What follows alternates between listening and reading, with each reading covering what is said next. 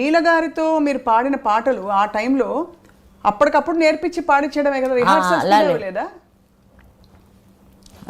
వెళ్తుంటే rehearsal rehearsals ఉండేవి. అందుకే ట్యూన్ గుర్తుంది, లిరిక్ గుర్తులేదు. అది ఆ తర్వాత తరంలో అమ్మ జానకమ్మ గారితో కలిసి మీరు, జానకి గారితో కలిసి మీరు పాడిన పాటలు కొన్నే పాడారు ఆవిడతో కలిసి, జానకి గారితో. ఆవిడది ఒక టైప్ ఉందే, అలాంటి టైప్ ఎవరికి రాదు. నాలా అందరూ పాడుతున్నారు, జానకిలో ఎవరైనా పాడుతున్నారా? అంత స్పెషల్ చూడండి జానకి గారికి. అదే అంటా నేను, సంతోషం. అలాంటి వాయిస్ ఆవిడది. మీ ఇద్దరికి మీ ప్రయాణం ఎలా ఉండేదమ్మా కలిసి? ఎవరంటే నా మీద పోటీకి వస్తారు, సుశీల గారిలా పాడుతున్నారని.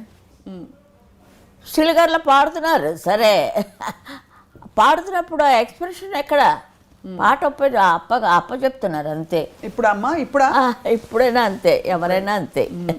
పాడుతున్నాం అనుకుంటారు మనసులో, అంటే ఒక్కొక్క గొంతుకి ఒక్కొక్క టైప్ కదమ్మా. అవును అవును అవును, అది వాళ్ళు మర్చిపోతారు. అది ఇంత క్లాసికల్గా మీరు పద్యాలు కీర్తనలు ఇవన్నీ పాడుతూ మంచి చలాకీ పాటలు కూడా మధ్యలో పాడారు, చాలా పాడారు. అవును. ఆ చలాకీ పాటలు పాడేటప్పుడు మరి మీకు ఇది అది ఎలా మీరు అంటే ఎలా పికప్ చేశారు అది ఆ రోజుల్లో? రిహార్సల్ ఎక్కడ పోతాయి, వచ్చే వరకు అలా పాడుతుండమే వాళ్ళు. అవి బాగా ట్యూన్ పట్టేస్తుంది మనకి. ఘంటసాల మాస్టారు, బాలు గారు ఇద్దరు దిగ్గజాలు. మీ ఊరు అవ్వచ్చు, మా ఊరు అయింది. ఆయన గురించి ఏమైనా అడిగితే నేనేం చెప్పలేను. ఘంటసాల గారు మాస్టర్ గారు దండం పెట్టాలి. మా డబ్బులు ఇస్తే రండి అనేవారు. అదొక్కటి వద్ద చెప్పారు ఆయన. మా ఘంటసాల మాస్టర్ లవకుశా, ఎందుకంటే చాలా రోజులు తీశారమ్మా. పాట అంటారు, క్యాన్సిల్ అంటారు, డబ్బులు లేక. అలా ప్రొడ్యూసర్ పాప ఆయనకి తర్వాత చాలా పేరు వచ్చింది. అట్లా కూడా చాలా. అయితే ఎక్కువసార్లు అలా ఆయనకి హార్మోనియం రాదు. ఆయనకి హార్మోనియం ఆయన మన పేరు సంగీతరావు గారు. సంగీతరావు గారు మొన్ననే 100 years అయింది. మా బంధువు ఆయన. బంధువు, చాలా సంతోషం. అందుకే సంగీతం వచ్చింది మీకు. అది ఏదో ఉంటే కానీ ఆ గాలి రాదు. రేడియో భానుమతి గారు, అమ్మమ్మ గారు. అవునా? ఓ, అందుకే మన ఇద్దరు ఇప్పుడు కలిసాం. ఇక్కడ radio Chennai Madras all India రేడియోలో నాటకాలు. నేను ఎప్పుడు ఎఫ్ఎం రేడియో వింటాను ఒకటి వేసుకొని. అందులో అన్ని పాటలు కానీ మాటలు కానీ అన్నీ వస్తూ ఉంటాయి. ఆయన పాడమంటే నేను కాదు కాదు సుమ కల కాదు సుమ అది పాడాను. నాకు మామూలు పాటలు రావు, సినిమా పాటలే వచ్చు, అలాగే పాడాను. ఆల్ ఇండియా రేడియో వాళ్ళే మళ్ళీ ముందు వాళ్ళే పిలిచారు. వాళ్ళ దగ్గరే నాకు నేను ఎప్పుడైనా చెప్పినా నాకు ఆల్ ఇండియా రేడియోవే తల్లి అంటాను. కాలు ఫస్ట్ అక్కడ పెట్టాను, అంతే కదండి. మరి వాళ్ళే కదా, ఏ పాట వచ్చినా ముందు ఆల్ ఇండియా రేడియోలో వచ్చేస్తుంది కదా. పిక్చర్ రాకముందు రేడియోలో వచ్చేస్తాయి పాటలు. అదే చాలా ఏటో జీవితం ఉండేది. జీవితం అంతా నేను చూశాను, సినిమా జీవితం చూశాను, ఇంటి జీవితం చూశాను, అన్ని జీవితాలు చూశాను. అమ్మ మీరు పెళ్లి చూపుల్లో పాట పాడారా? గుర్తులేదమ్మా. మీకు పెళ్లి చూపులు జరిగినప్పుడు పాట పాడలేదా డాక్టర్ గారు మిమ్మల్ని చూసినప్పుడు? నా పెళ్ళిళ్ళోనా? మీ పెళ్లి చూపుల్లో మీరు పాట పాడారా? సిల్లీగా ఉంది. అవునా? స్ట్రైట్గా చెప్తా, అంతే. మీరు అంత బిజీ సింగర్గా ఉంటూ అమ్మా ఇంటిని పనిని ఎలా బ్యాలెన్స్ చేశారు? ఇల్లు చూస్తే కదా నేను, తిండి లేదు తిప్పులు లేదు. అక్కడే ఎక్కువ 3 గంటలకు తెల్లవారుజాము 3ంటికి వచ్చేదాన్ని. ఏదో మ్యారేజ్ అయింది పేరుకి, ఆయన ఒక గోడ కట్టాడు అంతే. ఆయన నుంచి నాకు చాలా ఒక హెల్ప్ఫుల్ అయింది. డాక్టర్ కాబట్టి చాలా హెల్ప్ అయింది నాకు. అంతే. వాయిస్ ఎప్పుడు ఖచ్చితంగానే ఉంటుంది, ఎప్పుడు ఏమి తాగను కదా. అవును, చాలా డిసిప్లిన్డ్గా ఉండేవారా? అవునమ్మా. ఇప్పుడు భోజనం విషయంలో అదంతా బాగానే ఉంది. ఆవకాయ అన్నం తిన్నాను, ఉల్లిపాయ వేసుకుని ఆవకాయ అన్నం తినే చదివాను, అంత చదువు. అమ్మ బాలు గారితో మీ ప్రయాణం 2 ముక్కలు చెప్పండి అమ్మా. బాలు గారు మీరు అత్యధికంగా పాటలు పాడారు కాబట్టి బాలు గారు నిజంగా ఇప్పటికీ ఎవరికి అసలు నేను పాడుతున్నప్పుడు నేను సౌందరరాజన్ గారు చాలా లీడులో మరి ఎవరు చేశారో మాకు తెలీదు. మాకు తగ్గాయి, ఇద్దరికీ తగ్గాయి పాటలు. అప్పుడు చక్రవర్తి గారు వచ్చారు, సుశీల గారే పాడాలన్నాడు.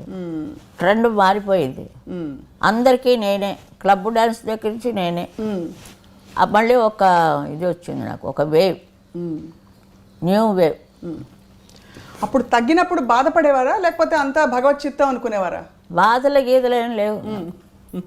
అయ్యో ఆ పాట ఆవిడ పాడేసింది, అయ్యో నేను పాడలేదు అని అదేం లేదు. ఆవిడ పాడినది చాలా సంతోషం. ఇప్పుడు జానక్ గారు వచ్చారంటే ఆవిడది ఒక వెరైటీ, నేను జానక్ గారే పాడాం. ఆవిడ ఆవిడ ఒక స్పెషల్ వాయిస్ ఆవిడది. అన్ని రకాలు పాడతారు ఆవిడ. ఏదో మొగాడు వాయిస్ కూడా పాడిస్తారు, అది ఇంకెవరికి ఛాన్స్ లేకుండా.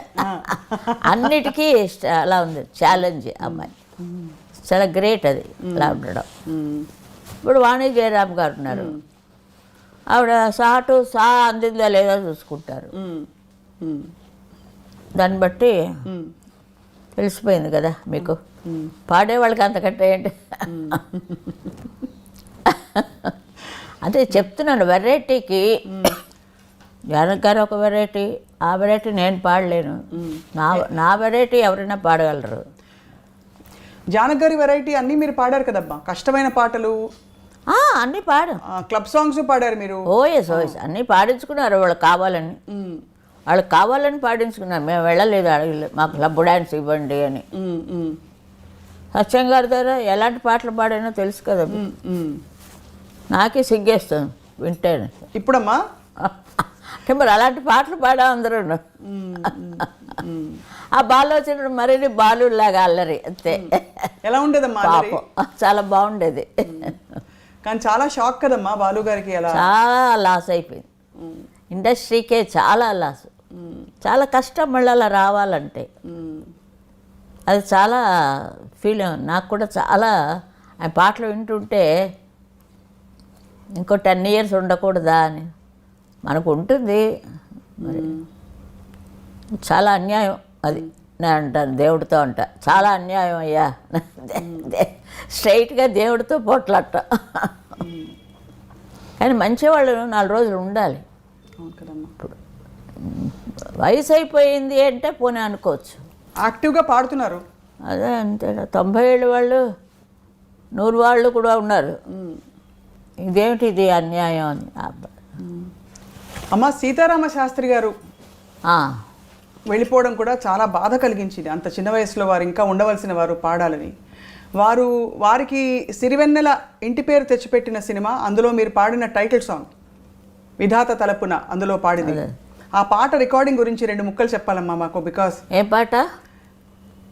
విరించినై విరచించి తిని ఈ కవనం, అది విశ్వనాథ్ గారు, కే విశ్వనాథ్ గారు.